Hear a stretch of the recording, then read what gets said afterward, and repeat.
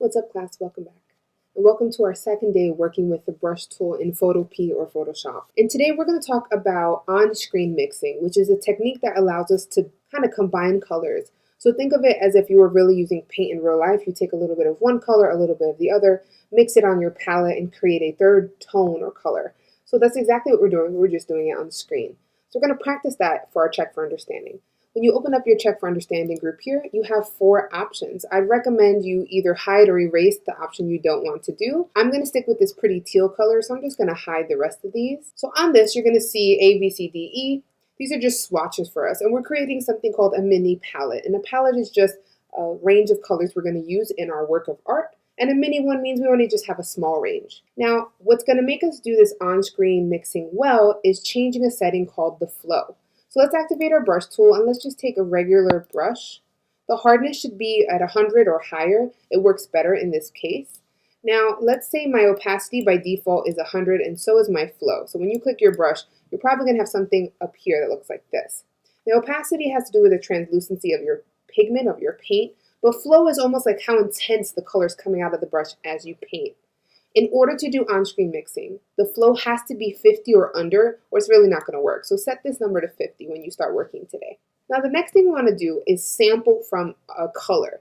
Now to sample on screen, you have 2 options. You can either activate the eyedropper tool and click on the color you want to sample, or there's a quicker way. If you have your brush tool activated, you can simply hold down the key Alt or Option on your keyboard and you'll get a little like crosshair. It's the same thing as activating the eyedropper really quickly. You can click down and now you've sampled that color. Now I want my brush fairly large because I'm going to put a little bit of this A color where C would be, because we want like the middle tone between the lightest color and the darkest. So I'm going to put a little bit, I'm going to zoom in so you can really see this.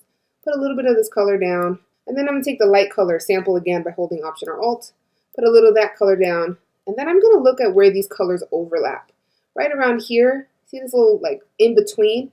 That's kind of a mixture of the two, so I'm going to sample again by holding Option or Alt and clicking on that area.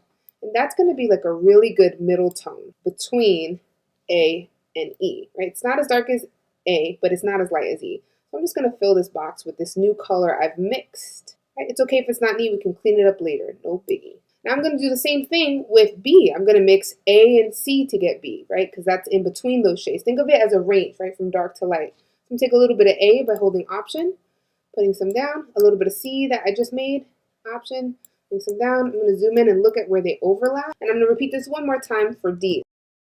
And since I have my flow lower, I have a little bit of color coming out each time I paint, which allows me to do this on-screen mixing. And you can do this with any set of colors you like. Today we're just going to practice this with this one set. Okay. Now this obviously looks really messy. If you want to clean it up, because you've painted on the Paint On Me layer, hopefully you haven't painted on your option, you can take your eraser tool and just make a straight line. I'm holding Shift. There we go. And now I have a fairly neat mini palette.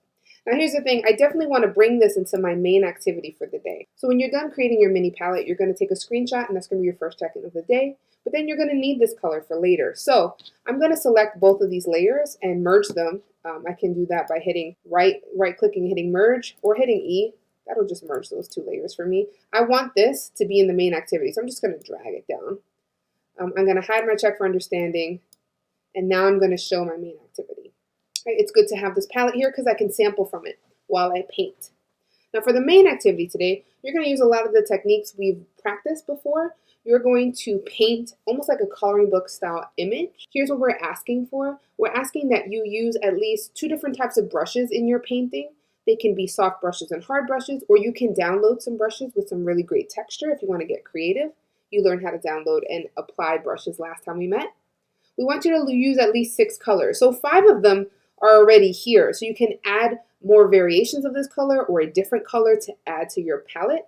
And lastly, we want you to use at least 3 painting layers. It is a really good habit to paint on a new layer for each component of an object because painting is destructive. And I'll show you what that means. You've been given 4 options. You have a turtle, a parrot or a toucan, some superhero guys, and a samurai. Let's say you wanted to do option 1, you would just show it Now, the crucial part of doing this successfully today is making sure you paint on a new layer. Good technique is at least 3 layers, because if I thought about the water around the turtle's body, and the turtle shell, I would at least have 3 layers. So I'm going to name the first one shell. And I'm going to make sure I paint on the layer I made. I'm not going to paint on the actual turtle because that is destructive. I want the shell layer to be underneath the lines, because then I can see the black lines through my painting. Then I can choose whatever brushes I want.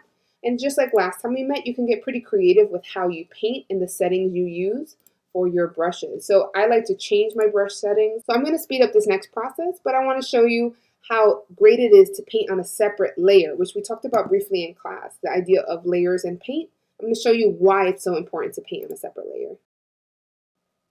Now that you've seen I've painted the shell, I wasn't very precise about it, especially because I had a watercolor brush.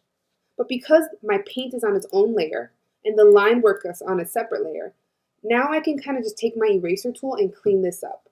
So I'm going to make sure I'm on my painted layer. I can take my eraser tool, make my brush a little smaller, and just clean up the edges. And since my paint is on one layer and my line is on another, I can have this precision and it looks like I did something super neat. I got all the edges of the shell and no one would know that I've separated in this way.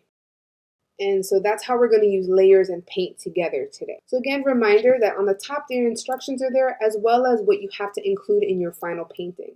When you're done with your activity today, you're going to export this main activity as a JPEG. You're also going to give us a screenshot of your layers panel, so we can see that you indeed used at least 3 layers to paint with. Be patient, really try to blend your paint so you end up with a really beautiful painting at the end of this class, and challenge yourself with the way you blend color and the type of brushes you use. I can't wait to see what you guys come up with.